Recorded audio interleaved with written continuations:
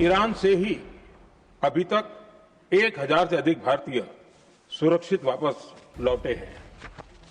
इनमें 700 से अधिक मेडिकल की पढ़ाई करने वाले युवा हैं।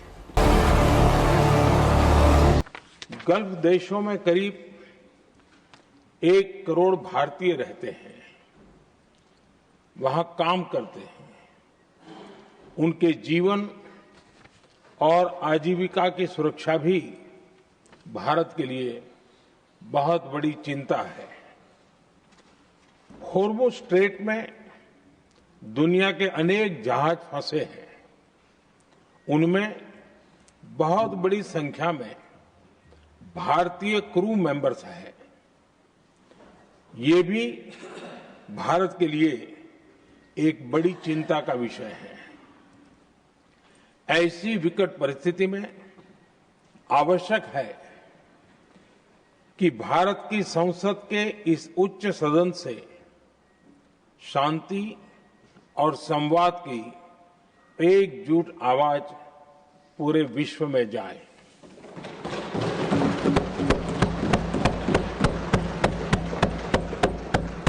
सभापति जी, युद्ध की शुरुआत के बाद से मैंने पश्चिम एशिया के ज्यादातर देशों के राष्ट्राध्यक्षों के साथ 2 राउंड फोन पर बात की है। हम गल्फ के सभी देशों के साथ लगातार संपर्क में हैं। हम ईरान, इजरायल और अमेरिका के साथ भी संपर्क में हैं। हमारा लक्ष्य डायलॉग और डिप्लोमेसी के माध्यम से क्षेत्र में शांति की बहाली का है। हमने डी एस्केलेशन और हॉर्मुज स्ट्रेट खोले जाने पर भी उनसे बात की है। कमर्शियल जहाजों पर हमला और हॉर्मुज स्ट्रेट जैसे अंतर्राष्ट्रीय जलमार्ग में रुकावट अस्वीकार्य है।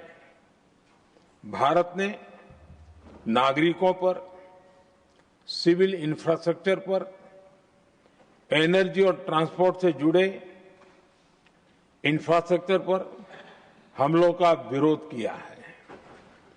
भारत डिप्लोमेसी के जरिए युद्ध के इस माहौल में भी भारतीय जहाजों के सुरक्षित आवागमन के लिए सतत प्रयास कर रहा है।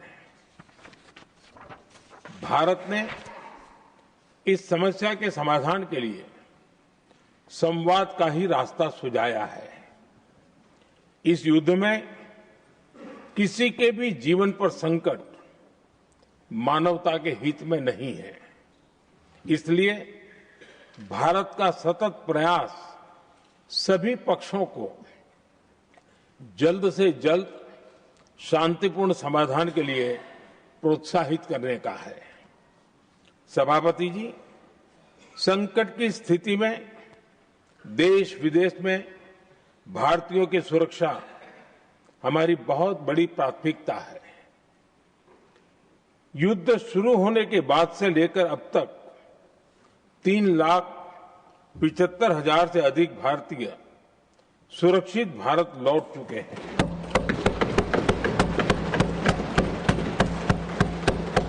ईरान से ही अभी तक 1000 से अधिक भारतीय सुरक्षित वापस लौटे हैं। इनमें 700 से अधिक मेडिकल की पढ़ाई करने वाले युवा हैं। हमारी सरकार संकट के इस समय में पूरी संवेदनशीलता से काम कर रही है।